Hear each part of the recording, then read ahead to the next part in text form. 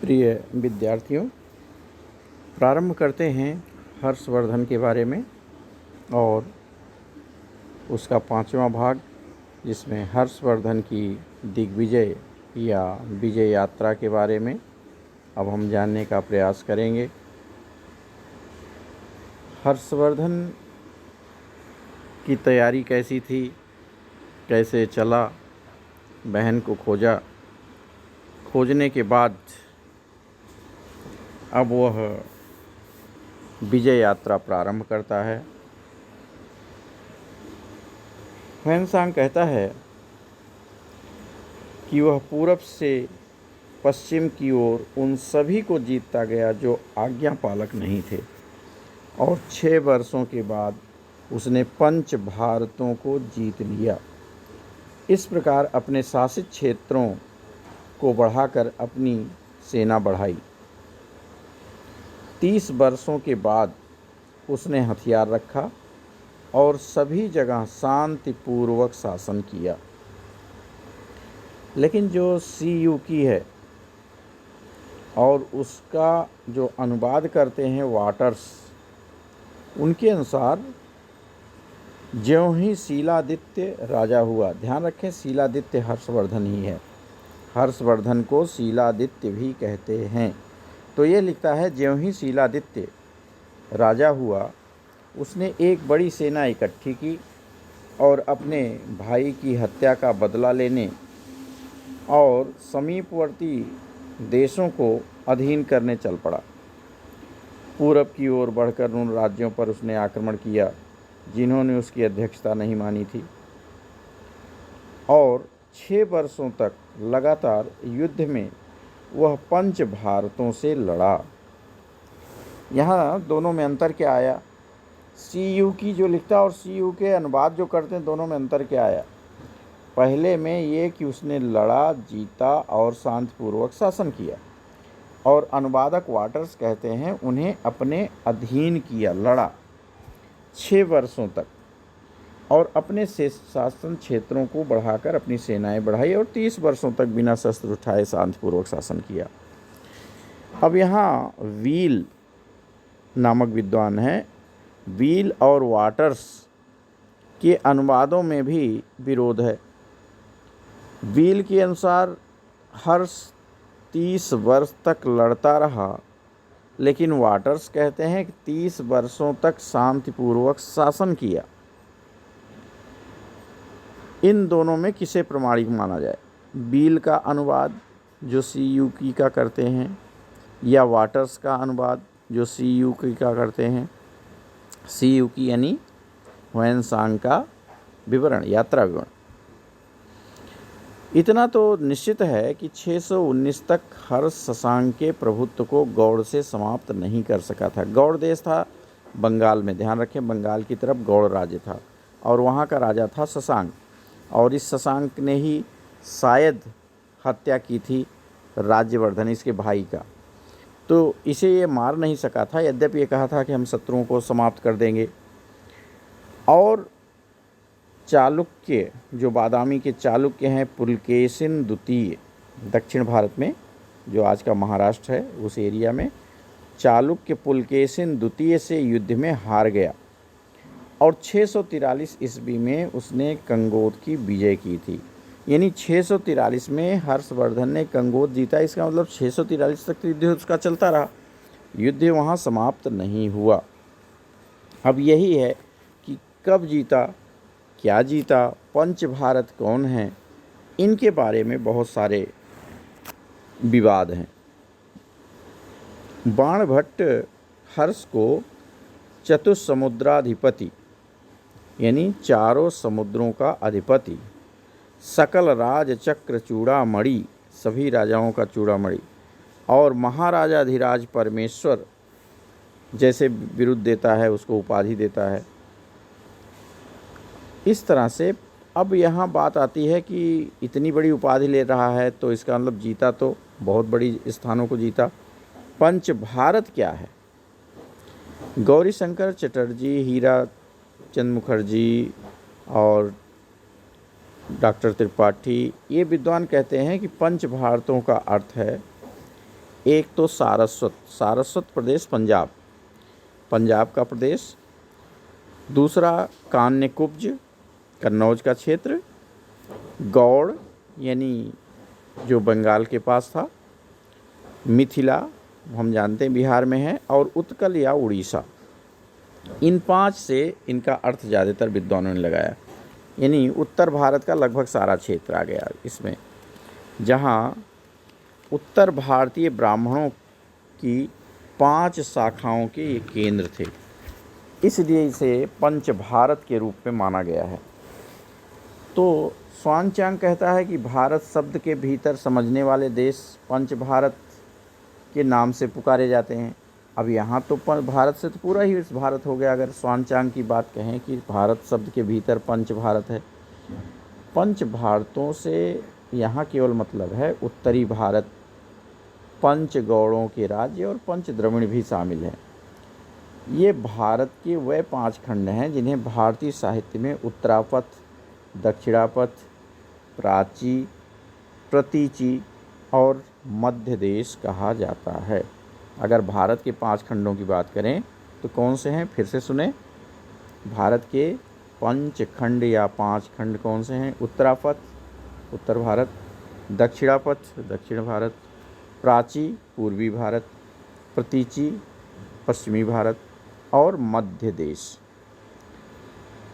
तो इन 5 को माना जाता है। अब ये कितने बड़े हैं यह कहना बहुत ही कठिन है, इसमें पूरी बातें सत्य नहीं लगती।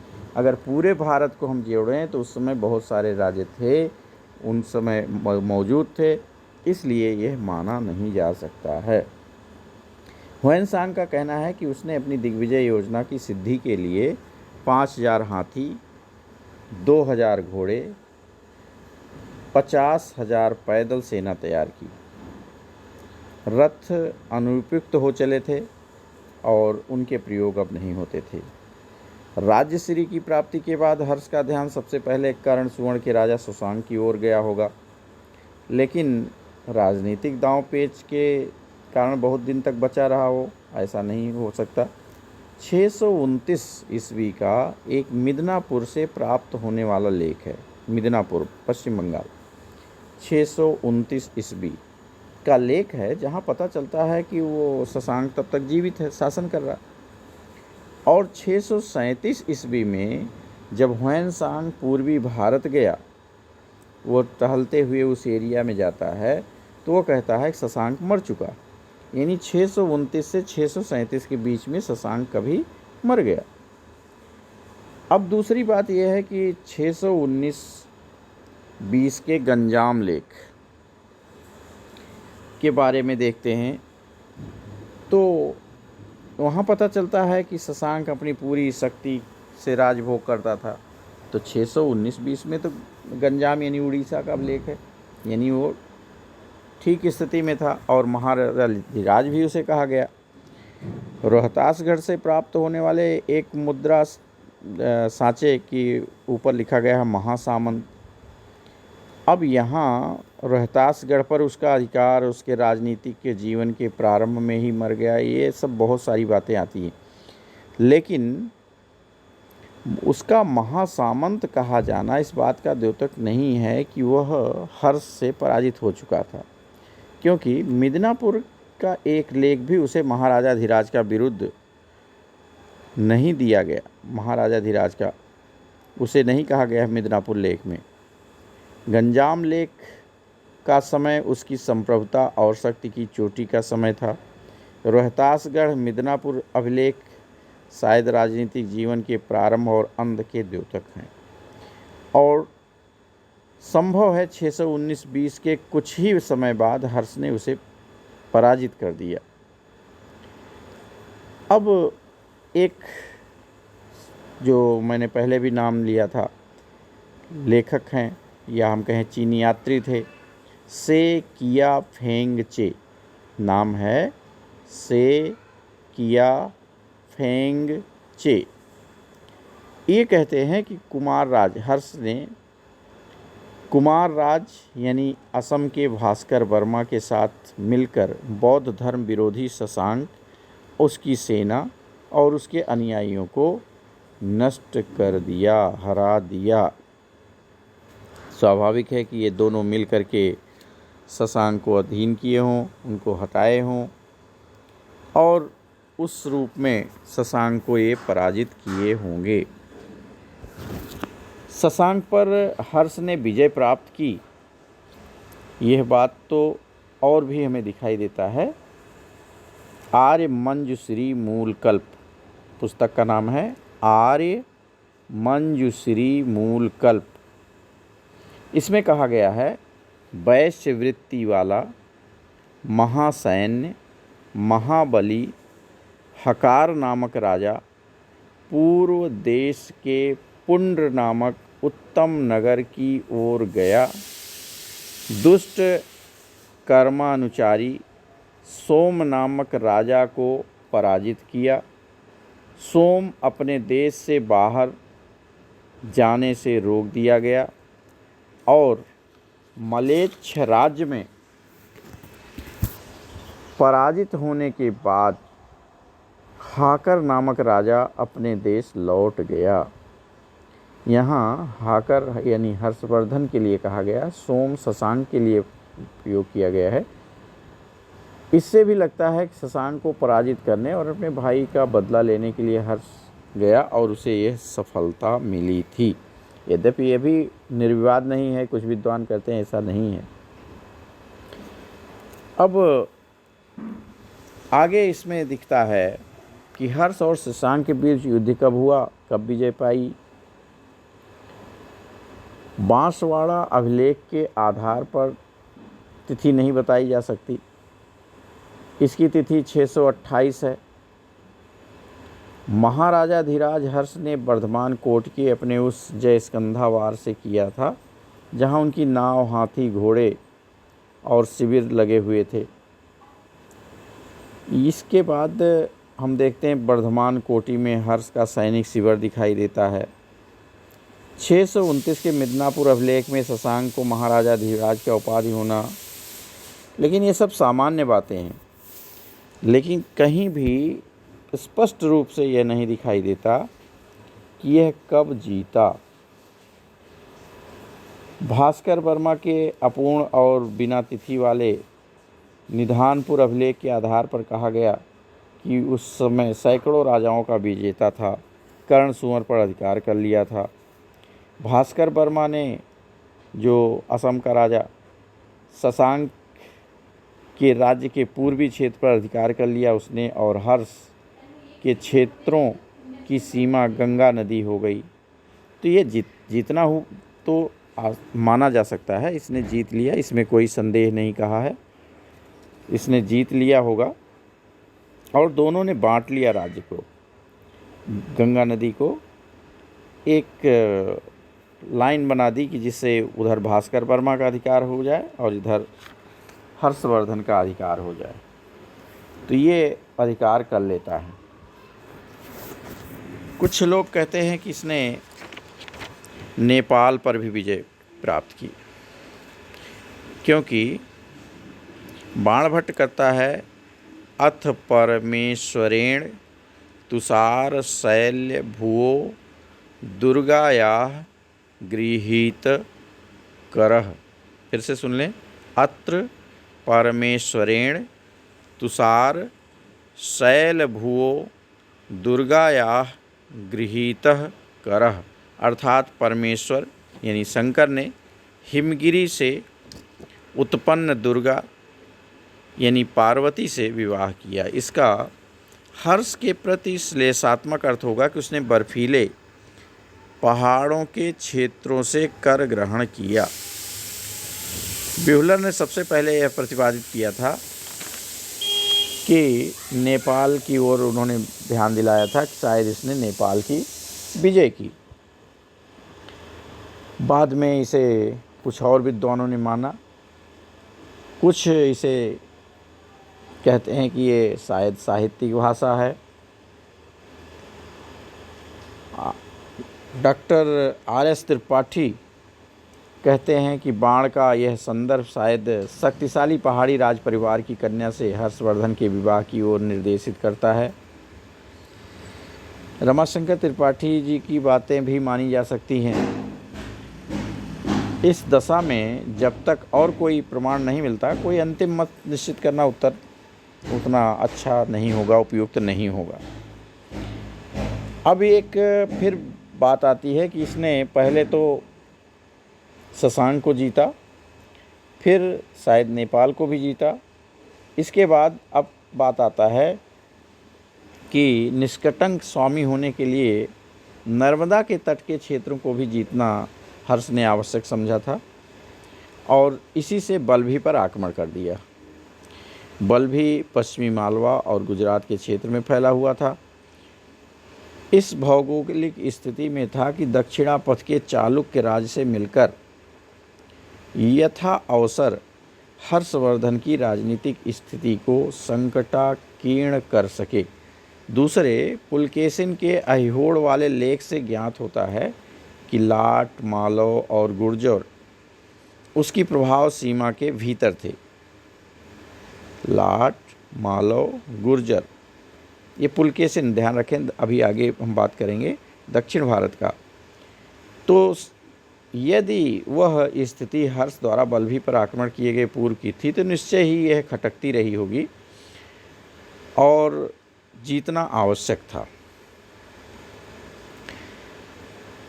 जयभट्ट के नवसारी के एक ताम्रपत्र के लेख मात्र मिलती है जिसकी तिथि है 706 ईस्वी। उसमें कहा गया है, नवसारी लेख में जयभट्ट तृतीय के नवसारी ताम्रलेख में 706 ईस्वी में कहा गया है कि परमेश्वर श्री हर्षदेव द्वारा पराजित बल्भी नरेश का परित्राण करने के कारण प्राप्त यश का वितान श्री दत्त के ऊपर निरंतर झूलता था।